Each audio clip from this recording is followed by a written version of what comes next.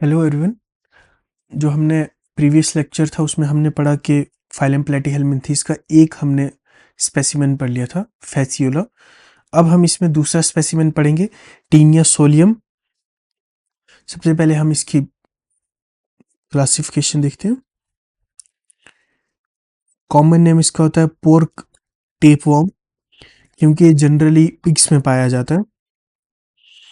Phylum है इसका phylum Platyhelminthes, class कैस्टोडा, सब क्लास यू कैस्टोडा, क्योंकि इसमें स्यूडो मेटामेरिज्म होता है।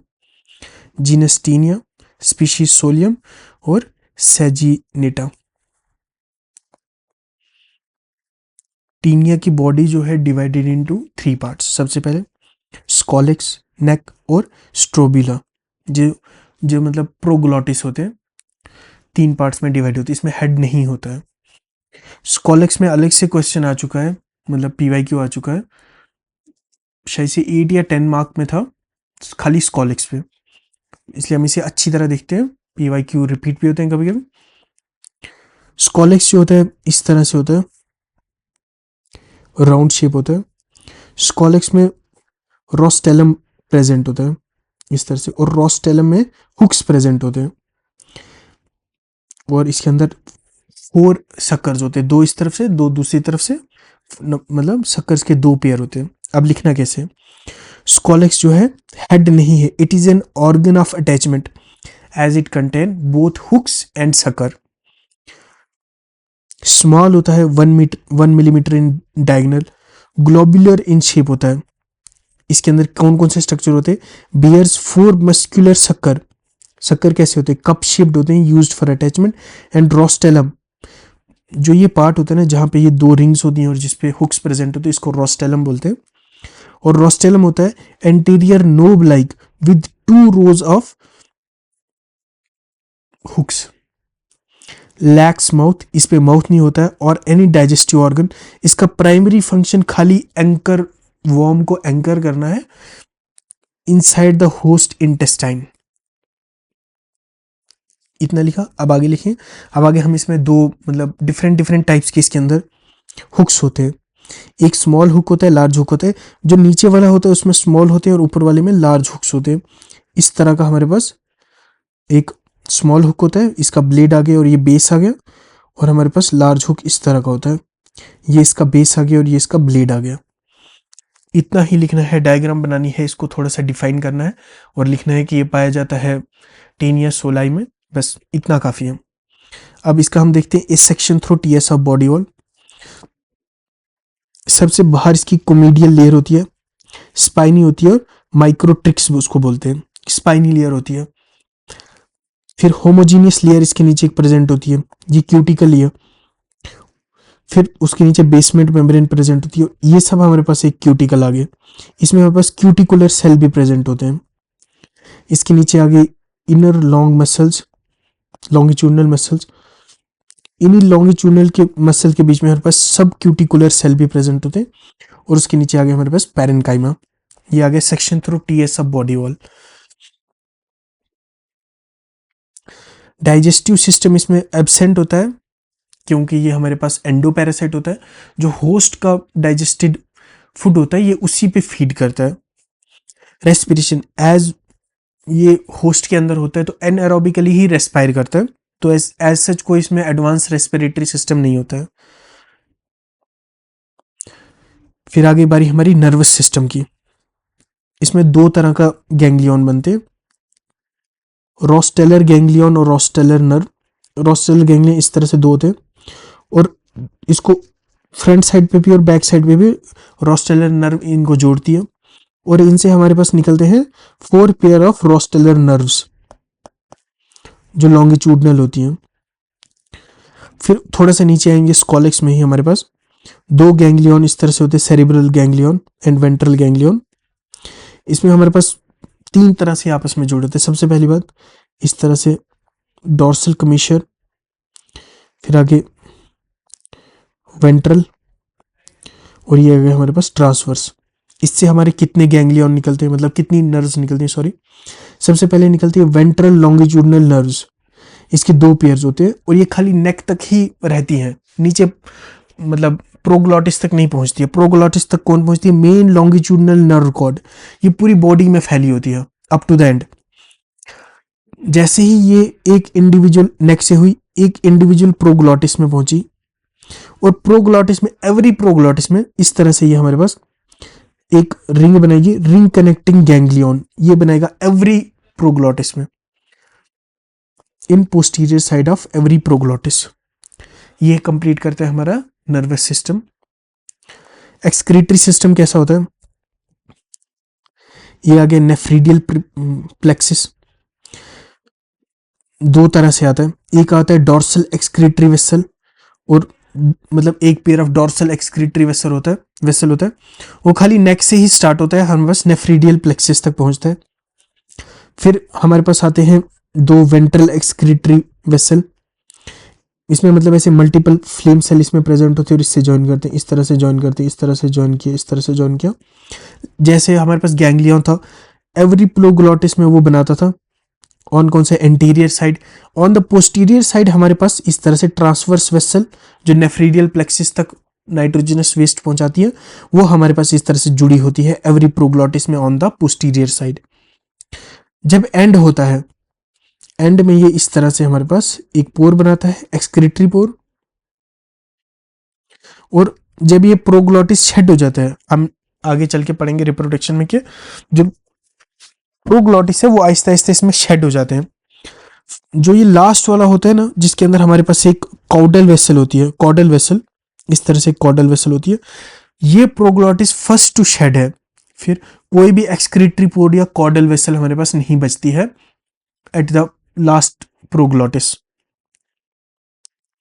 अब रिप्रोडक्टिव स्ट्रक्चर देखते हैं। सबसे पहले हम देखेंगे कि इसमें प्रोग्लॉटिस भी तीन तरह के होते हैं। सबसे पहले आ गया इमैच्योर प्रोग्लॉटिस, फिर आ गया मैच्योर प्रोग्लॉटिस, और फिर आ गया हमारे पास ग्रेविड प्रोग्लॉटिस। अब इनमें डिफरेंस क्या है? सबसे पहले इमैच्योर और मैच्योर हमारे पास स्क्वायर शेप होते हैं। फर्क सिर्फ इतना होता है, इमैच्योर थोड़ा छोटा होता है और मैच्योर थोड़ा बड़ा होता है। जो ग्रेविड प्रोग्लॉटिस होता है वो मैच्योर से थोड़ा बड़ा होता है, लेकिन वो रेक्टेंगुलर इन शेप होता है। वही देखते हैं हम। सबसे पहले इमैच्योर में हमें इस तरह से दिखेगा नर्व कॉर्ड एंटीरियर साइड में, और इस तरह से रिंग नर्व गैंग्लियन बनेगा। फिर हमारे पास से इस तरह से आएगी पोस्टीरियर साइड पे ट्रांसवर्स वेसल, और हर प्रोग्लॉटिस में जड़ेगी। ये हमें इमैच्योर में दिखाएगा। मैच्योर में भी यही होगा, ग्रेविड में भी यही होगा, लेकिन जो स्ट्रक्चर मतलब फोकस है, मेन स्ट्रक्चर है, हम वही बनाएंगे, नहीं तो ऐसे साफ नहीं दिखेगा। फिर आगे मैच्योर। मैच्योर में हमारे पास क्या होता है? Both male and female reproductive system are present. इस तरह से हमारे पास फीमेल होता है और इस तरह से हमारे पास मेल स्ट्रक्चर होता है। फिर जो ग्रेविड प्रोग्लॉटिस होता है, इसमें क्या होता है कि हाईली ब्रांच्ड यूट्रस बची होती है इसमें, कैरिंग ऑन्कोस्फेयर डीजेनरेट रिप्रोडक्टिव स्ट्रक्चर होते हैं, और ये शेड होता है via process known as apolysis.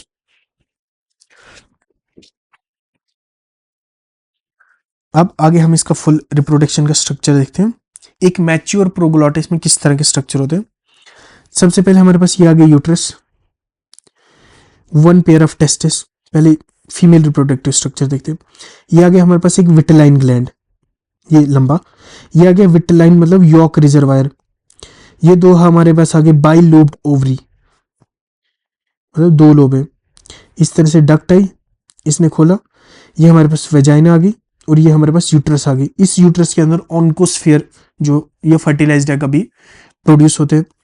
इस तरह से ये खुली हमारे पास, ये हमारे पास एक जगह खुली, और ये हमारे पास आ गया गोनेडोस्फेयर, गोनेडोपोर। फिर हमारे पास मेल रिप्रोडक्टिव स्ट्रक्चर, दो टेस्टिस आपस में जुड़े, हमारे पास बनाए सेमिनल वेसिकल, फिर आगे जुड़े इजैकुलेटरी डक्ट, फिर बनाए सिरस, सिरस कॉपुलेटरी ऑर्गन होता है।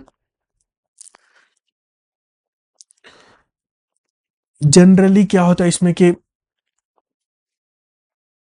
इसमें देखा गया है कि इसमें सेल्फ फर्टिलाइजेशन ही आमतौर पे ज्यादा होती है। तो जब सेल्फ फर्टिलाइजेशन होती है तो यहां से आएगा स्पर्म, यहां इंटर करेगा, यहां से आया स्पर्म, यहां इंटर किया, स्पर्म ने यहां इंटर किया तो यहां से गया, ये जो हमारे पास एग थे इनको फर्टिलाइज किया। आगे चल के ग्रेविड में क्या होता है कि रिप्रोडक्टिव स्ट्रक्चर था वो डिजेनरेट कर गया। जो हमारे पास ये यूट्रस थी, ये आगे चल के हाईली ब्रांच्ड हो गई और कंटेन ओनकोस्फेयर। ये आगे गोनोपोर आ गया, सॉरी, और आ गया जेनाइटल एट्रियम आ गया ये स्ट्रक्चर।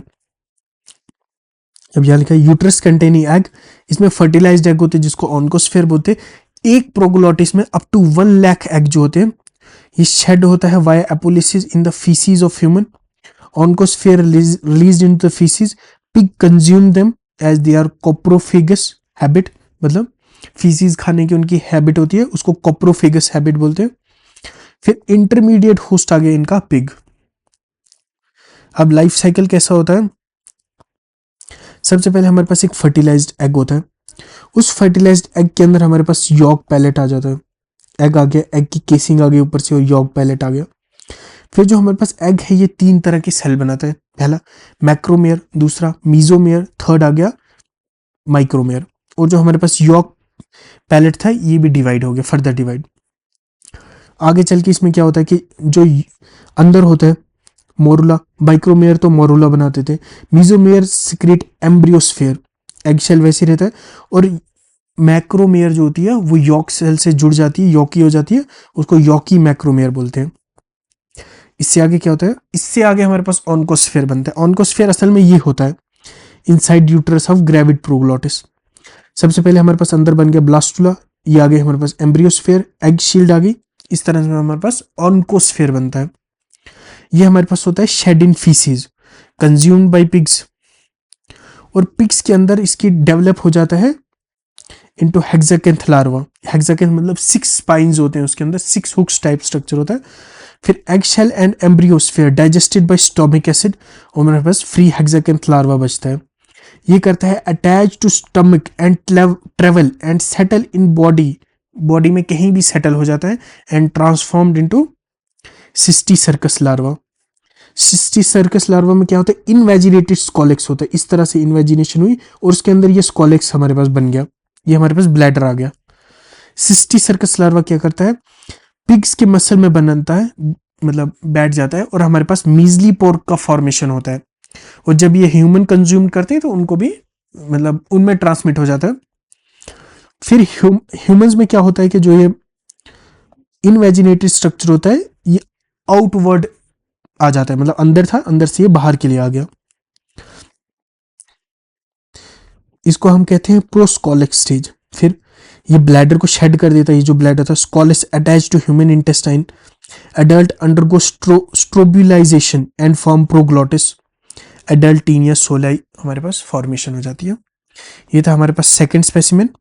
और अभी इसका बचा कि पहला तो हमने पढ़ा था कि फैसियोला में कौन कौन सी पैरासिटिक एडाप्टेशन थी, मॉर्फोलॉजिकल, इन लाइफ साइकिल, और था साइकोलॉजिकल या बायोलॉजिकल। वैसे ही हम इसमें देखेंगे कि टीनिया सोलाई में कौन कौन सी पैरासिटिक एडाप्टेशन है, और ये बहुत ज्यादा इंपॉर्टेंट है, पेपर में जनरली सवाल पैरासिटिक एडाप्टेशन से ही पूछा जाता है। सबसे पहले देखते हैं मॉर्फोलॉजिकल एंड एनाटॉमिकल कौन से कैरेक्टर्स हैं जो उसको हेल्प करते हैं पैरासिटिक एडाप्टेशन में। सबसे पहले presence of scolex which has hook and suckers for attachment, dorsoventrally flattened body, thick cuticle and presence of microtricks on cuticle for attachment or grabbing. No digestive system as it feed on the digested material of host. Elaborated excretory system and basic nervous system. Every proglottis have reproductive structure and shed via apolysis. Hexacanth larva has 6 hooks for attachment. Cysticercus has bladder for storage of food from host. Sense organ are absent even in larval stages as they are parasitic. ये इसके कुछ आगे morphological adaptations. फिर आगे psychological and biological. सबसे पहले बात anaerobic respiration होती है, nutrition exchange between general body surface, मतलब general body surface through diffusion ही न्यूट्रिएंट एक्सचेंज होता है। Subcuticular and cuticular cell excrete anti enzyme to counter host gut enzyme. Nitrogenous waste excreted out by excretory pore and sucker. Adaptation in life cycle. A large number of eggs are produced. A large number of oncosphere are produced. कैसे देखते हैं।